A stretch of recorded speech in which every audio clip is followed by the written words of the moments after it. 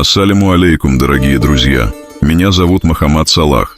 Я являюсь отцом 9 детей и блогером. Моя жизнь – это ежедневная борьба за любовь, справедливость и безопасность моих детей. Я столкнулся с несправедливостью.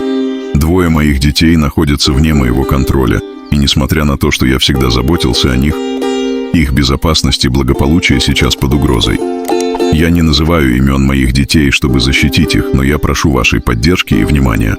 Я обращаюсь к каждому из вас. Помогите мне распространить правду о том, что происходит. Поддержите мой блог, чтобы эта история достигла властей и общества. Пусть мир узнает, что справедливость важна, а любовь Отца свята. Я верю в Аллаха и прошу Его направлять нас к истине. Моя цель – защитить детей, добиться справедливости и показать миру, что настоящая отцовская любовь не знает границ. Спасибо всем, кто откликнется. Подписывайтесь, делайте репосты, распространяйте правду. С уважением, Мохаммад Салах. Я прошу каждого, кто смотрит мои видео: ради Аллаха поддержите меня добрым словом, комментарием, лайком и дуа. Пусть Всевышний воздаст вам благом.